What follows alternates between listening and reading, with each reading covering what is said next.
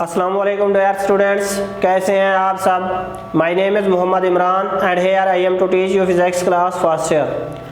Dear students, आज हम first year के चैप्टर नंबर 7 से एक टॉपिक करने जा रहे हैं। इस टॉपिक का नाम है इंस्टेंटेनियस एक्सेलरेशन।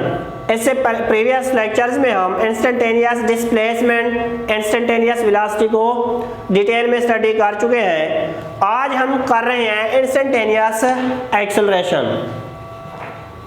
इसके लिए भी वही सेम, आपने वही सर्कुलर मोशन शो करना है कि कोई ऑब्जेक्ट है सर्कल में मूव कर रहा है। अब यहाँ पे ये जो ऑब्जेक्ट सर्कल में मूव करेगा, इस सर्कल का जो डायमीटर हमने लिखा हुआ है DE। अब ये ऑब्जेक्ट जब थीटा ओमेगा टी कवर करके यहाँ पे आएगा, यहाँ पे ये जो इसका प्रोजेक्शन है, अब ये हमने कहा कि इंस्टेंटेनियस एक्सेलरेशन की जब बात करेंगे, जब ऑब्जेक्ट यहाँ पे मूव करेगा तो acceleration always towards the centre होगा, मीन पोजीशन की तरफ होगा। ये जो डाउनवर्ड मैंने डायरेक्शन यहाँ पे शो किया, ये एक्सेलरेशन की डायरेक्शन है। दरअसल ये जो हमारे पास है यहाँ से यहाँ तक, ये है इंस्टेंटेनियस वही डिस्प्लेसमेंट। अब अगर यहाँ से ये जो हमने अपना बनाया है ना ट्राइएंगल, इस ट्राइएंगल को अगर मैं अलहदा से यहाँ पे ड्रा करूँ तो वो ये इस तरह से होगा OPN। ये ट्राइएंगल हमारे पास आएगा। हमने क्या करना है, इस ट्राइएंगल के कंपोनेंट्स ड्रा करने हैं। क्यों? क्योंकि यहाँ पे जो एक्सेलरेशन है ये एक्स और वाई दोनों में है, इसलिए हम क्या करेंगे, इसके कंपोनेंट्स ड्रा करेंगे और वही कंपोनेंट लेंगे जो इस एक्सेलरेशन के पैरेलल होगा, इसके अक्रॉस होगा। तो हम क्या करेंगे, इसका जो वर्टिकल कंपोनेंट होगा APY और हॉरिजॉन्टल होगा APX। तो हमने तो वही लेना है जो इस एक्सेलरेशन के पैरेलल होगा। तो ये दोनों इस तरह से पैरेलल होंगे तो हम कहेंगे ये जो एक्सेलरेशन है ये APY मतलब उसके वर्टिकल कंपोनेंट के इक्वल होगा, जैसा कि हमने इंस्टेंटेनियस वेलोसिटी में स्टडी किया है।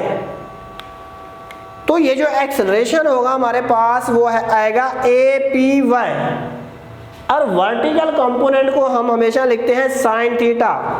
A is equal to AP sin theta, A is equal to AP sin theta. और ये जो AP है ये हमारे पास एक्सेलरेशन को हम लिखते हैं V स्क्वायर ओवर R, और V हमारे पास होता है R ओमेगा के इक्वल। V की जगह जब R ओमेगा लिखेंगे तो ये आएगा R square omega square over R। एक R से R कैंसिल हो जाएगा तो ये बचेगा R omega square. AP is equal to R omega square. अब R को हम लिखेंगे X नॉट के इक्वल।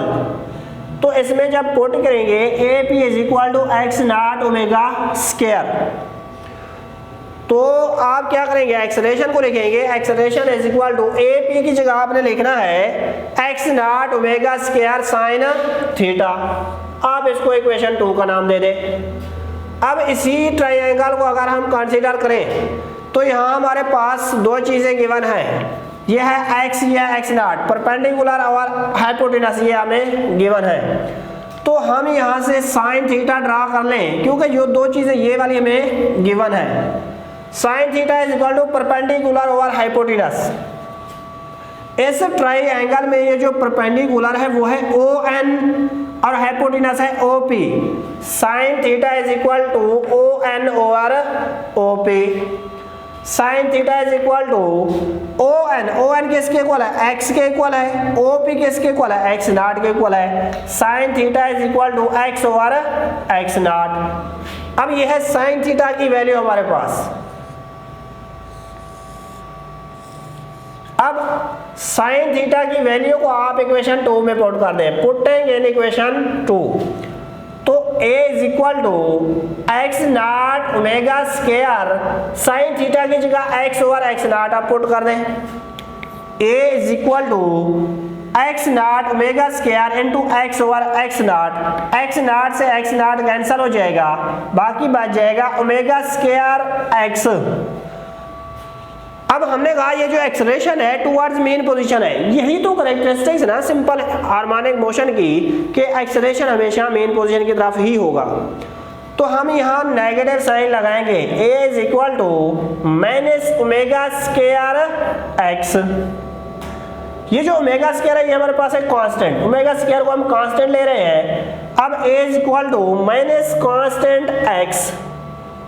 अगर हम इस कांस्टेंट को रिमूव कर लें, हटाएं, तो यहाँ पे हम प्रोपोर्शनैलिटी साइन लगाएंगे, a प्रोपोर्शनल माइनस x, ये होगा एक्सेलरेशन। इसका मतलब है acceleration is directly proportional to the displacement and is always directed toward the mean position. ये है कैरेक्टरिस्टिक सिंपल हार्मोनिक मोशन की। ये था हमारे पास किससे रिलेटेड, इंस्टेंटेनियस एक्सेलरेशन से रिलेटेड। आई होप सो कि आपको समझ आ गया होगा। थैंक यू, अल्लाह हाफिज, टेक केयर।